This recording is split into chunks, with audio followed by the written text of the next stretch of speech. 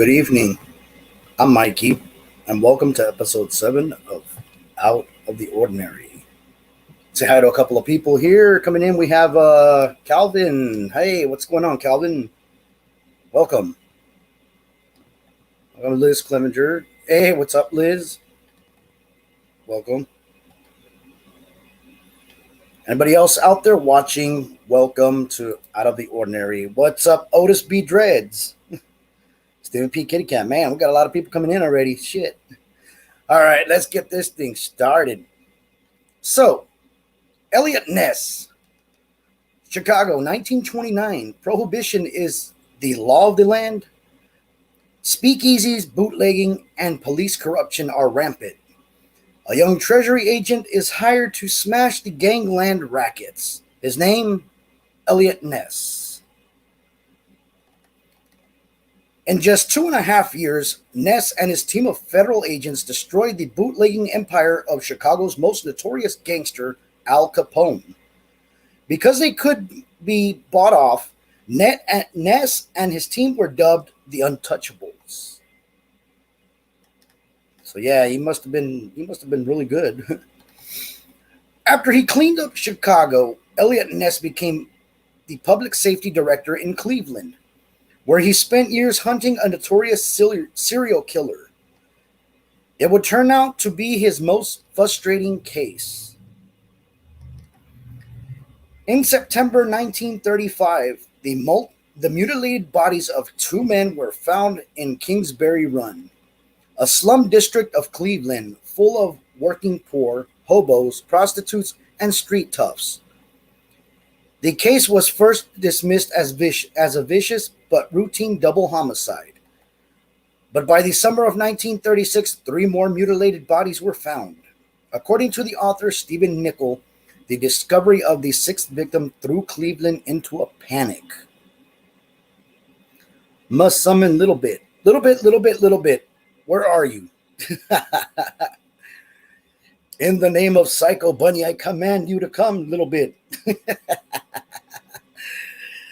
Yeah. When number 6 turned up, it was like a bombshell going off.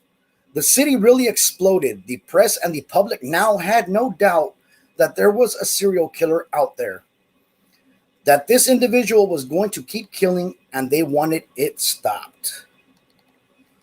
The body count in Kingsbury Run climbed to 12. Only 2 of the victims who were positively identified, Edward Andrassy, and a small-time hood, and Florence Polio, a 41-year-old prostitute.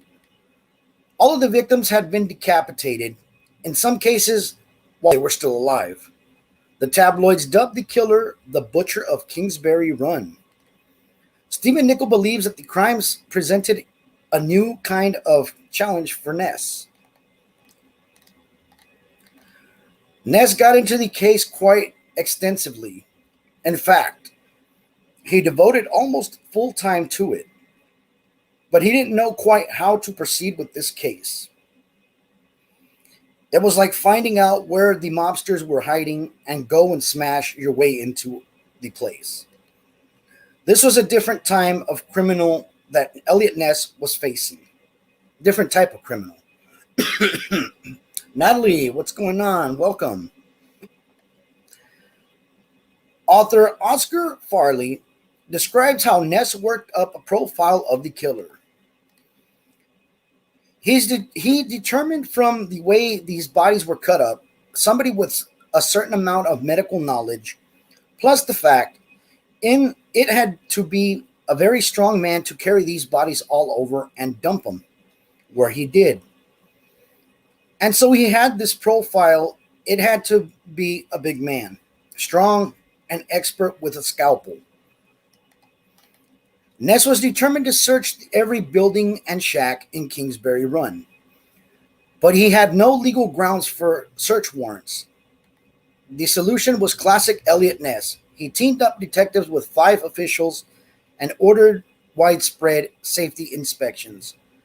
Stephen Nichols described what Ness and his men were hoping to find.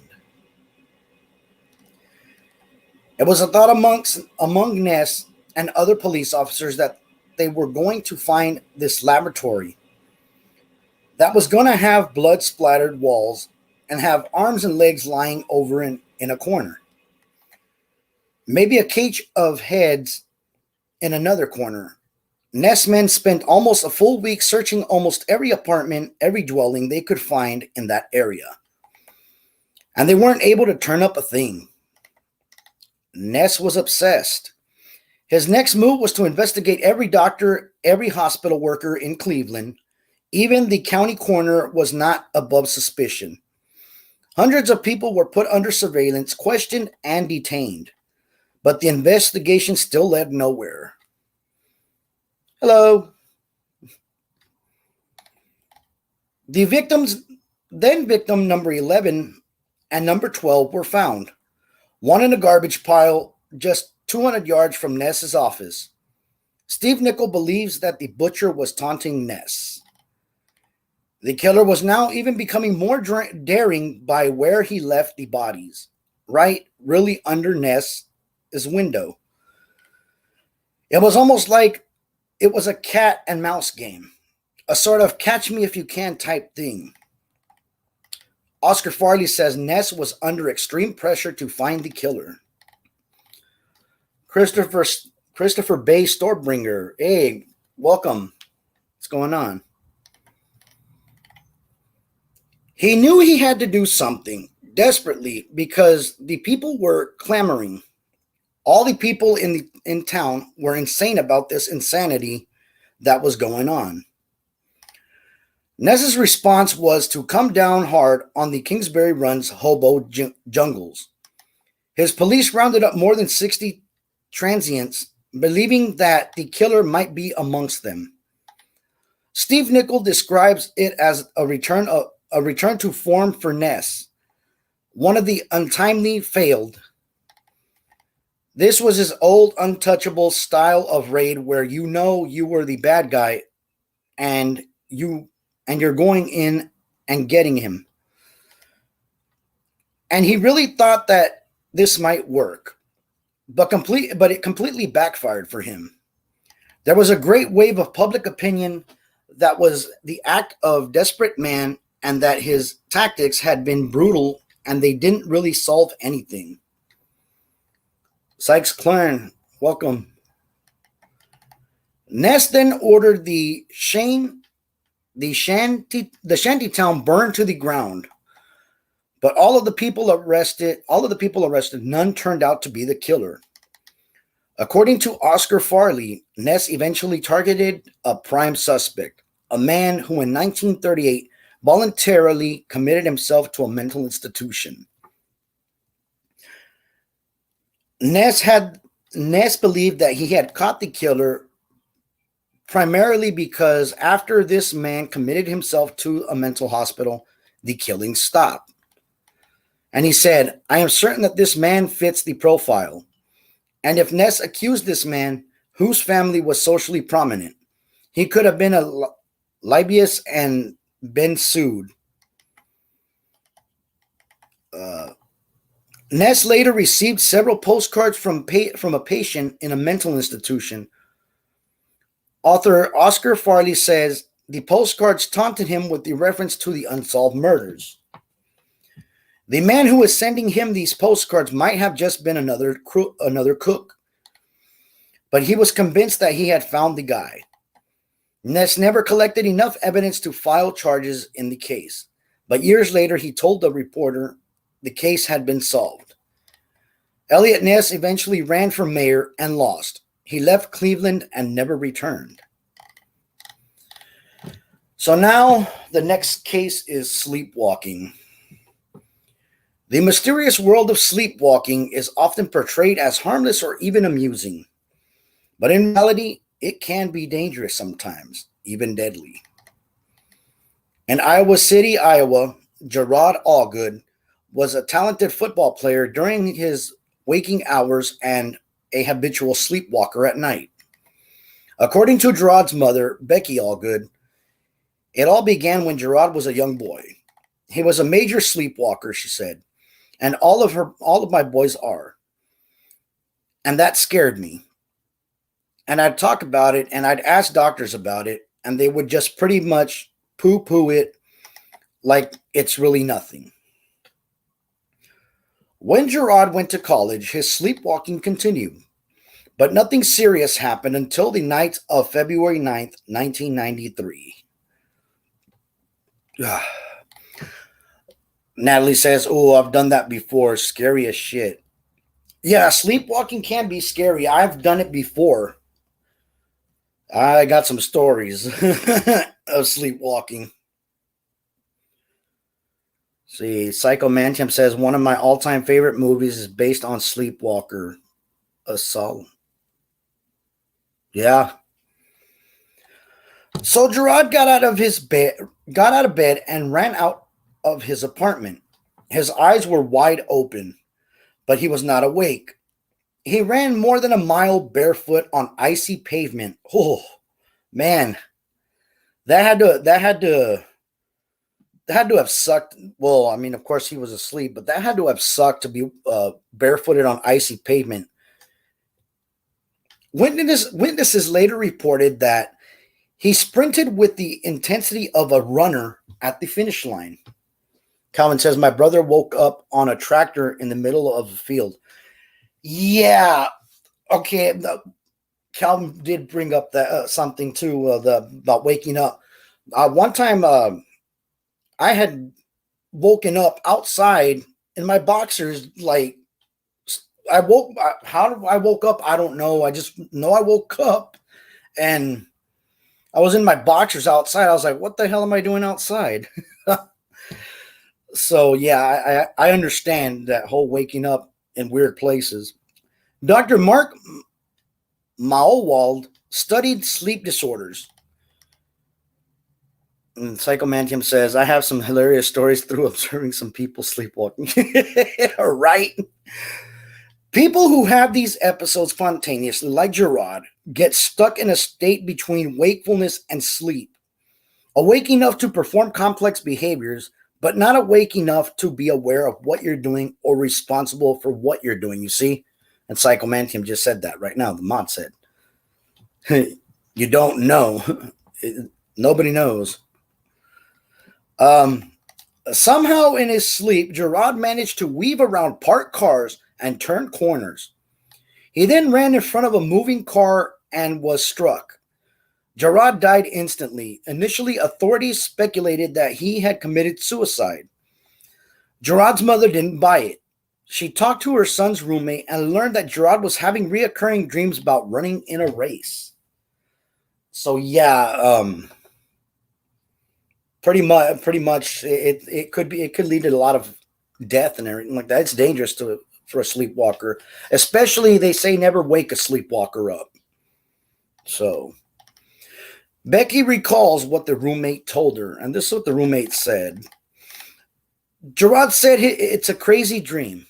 I'm running a race with a man from Bertram, only the man is in a car, and I'm on foot running a race as hard as I can run. Some might dismiss this as just a coincidence, but Gerard was killed as he was running down a road that leads to the town of Bertram. Becky Allgood was absolutely convinced that her son had not taken his own life. Dr. Mark Mawald agreed. There was not one shred of evidence that he had depression or any other reason to commit suicide. There was no evidence of drugs or alcohol involved. The only reasonable explanation is that this was yet just another one of his sleepwalking episodes. And the mod says, that's an odd way to intentionally kill yourself. Yeah. That's why, yeah, the mother didn't believe that it was a accidental suicide or anything like that, because it's very, very hard to, you don't have depression, you don't have all these problems. Why are you going to go try and take your life, And I don't recommend anybody, contemplating. If you're contemplating, you're feeling depressed, there are numbers you can call to, counsel yourself, but don't ever think you're alone. Let's get back to this. So, like Gerard, Heidi Reese is a chronic sleepwalker. When I hear stories about Gerard Allgood, I think that I possibly it could have been me, she says. And it scares me to think that. Also, like Gerard, Heidi is a dedicated athlete. In 1991, she was attending college on a track and field scholarship and felt tremendous pressure to perform. That pressure seemed to seep into her dreams, and she once found herself running while sleepwalking. I wasn't running from a particular person or thing. I was just running because I felt like it was the end of the world. It was like a monster inside me trying to get out. Bonnie K. Clatter, Heidi's mother, witnessed two of the most violent episodes. She says, I heard a blood curdling scream, bang, two big hits, where I could hear coming through the door. I have to tell you, the force of her running through that hall I will never forget because of the terror. The look of terror on her face was so incredible. And for a mom to not know what to do in order for her not to be able to hurt herself again was a real scary thing. Really scary. Heidi once injured herself while sleepwalking. The biggest episode was in my mom's house back in August of 1995. Must have gotten out of bed and took one step and bolted into the wall. Oh, I know how that feels. The impact tore open Heidi's forehead. She gashed her wrist as she fell to the floor. The episode was a turning point for Heidi. She says, I decided I couldn't handle it anymore. I was terrified, and I said, I need to seek help. Heidi was tested at the world-renowned sleep clinic in Northern California. I had electrodes all over my head. I had a pulse on my finger. I mean, I was hooked up. I felt like I was from Mars. It was very, very uncomfortable, but it was an extensive test.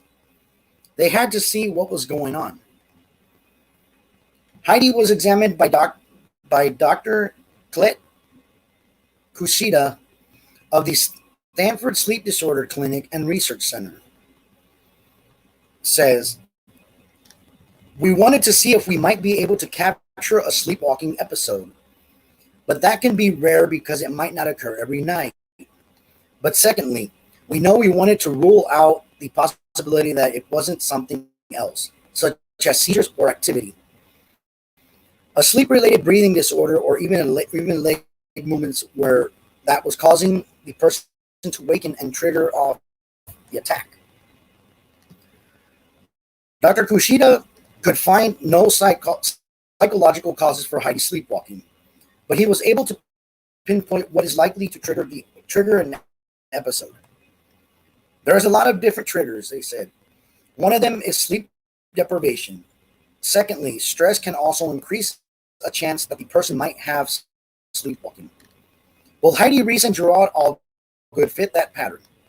Their sleepwalking flared up under heavy emotional pressure and lack of sleep. Heidi now has her sleepwalking condition under control through medication and careful stress management. Although the world sleeps and dreams has been the subject of decades of extensive research, scientists are still left with more questions than answers. Kelly, what's up? Welcome. So we get to our last episode, the Falcon Lake UFO. People who claim to have seen UFOs do not typically return with any evidence to verify their stories. But in this instance, the person involved came back with more than a tall tale. The evidence of his encounter was actually burned into his body. Stephen Michalak and his wife came to Manitoba, Canada, from Poland after World War II. Stephen found work as an industrial mechanic and was also an amateur rockhound. He spent every spare moment in the beautiful natural woodlands of Manitoba. I love nature. I love birds, animals. Every weekend, I usually go out in the country and snooping in the rocks, which I guess means he's a mountain climber or something. On May 20th, 1967, Stephen was prospecting in the hills of Winnipeg when he was suddenly distracted by a noisy flock of geese. Looking on the tree, I noticed two cigarette light shaped things with the hump in the middle. I said, "What the hell is that?" One in the air, and the other one is coming down, down, down. I start looking for marks, NASA or something. Nothing. I didn't see anything on it. Stephen's son, Stan Michalak, was 10 years old at the time and recalled what his father witnessed. Nosy flock,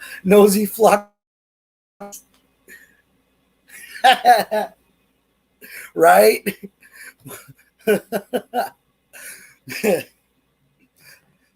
So the son says, I do remember one description he gave at the time.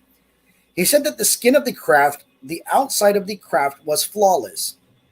There was nothing. It was as though as milled out you had milled out of a solid block of steel. This saucer with the dome on top. Stephen told his son that. After a few moments, the door of the craft slowly opened. The light emitted from the door was so bright, he had to snap down the visor on his safety goggles. Then, after a few moments, the door suddenly shut, according to Stephen. The craft rotated counterclockwise, knocking him backwards and setting his shirt on fire. Dang. It'd have been pretty close. After igniting with the fire, the craft lifts up 30 to 40 feet and vanishes. And then I decide, now it's time for me to buzz off from here. So I start going. Roots Bleed Red says, someone is getting probed. I said, get getting probed. In shock, Stephen headed back towards his car. He was not nauseous and vomited several times. Disoriented, he checked his compass, trying to find his way southeast to the road, but the needle went haywire.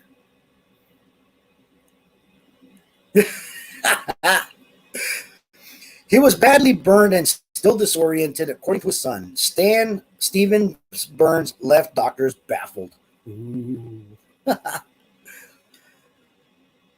Yeah.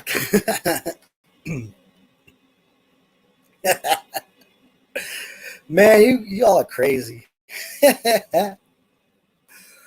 At that point in time, the diagnosis, if you call it that, was burns.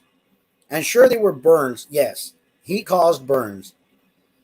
What they couldn't diagnose is that, and didn't have a clue about, was what happened below the chest on the abdomen.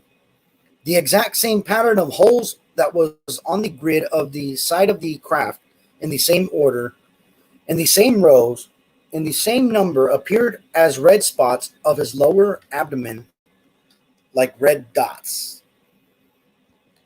So yeah, there are pictures of that guy. Stephen was released from the hospital, but his symptoms worsened. The nausea continued, and his body seemed to emit a sulfuric stench.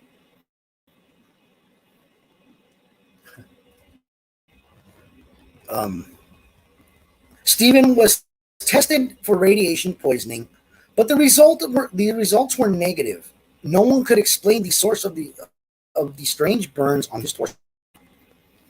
6 weeks after the encounter, 6 weeks after the encounter, dang it, I lost my place. Sorry, guys.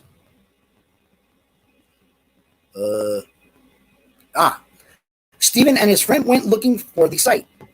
After several hours, they found a burned out circle, the same size as the craft Stephen had seen. It was more than 30 feet across within days, and a team of experts from the United States, working with the Royal Canadian Air Force, converged on the site. They took measurements, cataloged soil samples, and checked for radiation. The levels appeared quite high, and the health department considered quarantining the area. Later, however, they discovered that the high levels were caused by unrelated vein radium, which ran under the entire region. Hi, Kisa. Meanwhile, Stephen's burns, which had appeared to be healing, suddenly flared up again. According to Stephen, his doctors remained mystified. After every 3 months, my burns from my legs and where here were coming back, showing up again and burning. Nearly 30 years after his encounter, Stephen died with the burn marks still emblazoned on his torso. For the remainder of his life, Stephen Michalak never lost faith. On May 20th, 1967, he had a remarkable encounter with something not of this earth. And that's my show for today. I hope you enjoyed it. This show was made possible by viewers like you. Thank you. Thank you, Odd Mother, for this wonderful opportunity. And thank you, Liz and Frank, for the production of my show. Thank all the great ones here at Psycho Bunny Death Cult and Psycho Man Tim 13. This has been Out of the Ordinary. Good night.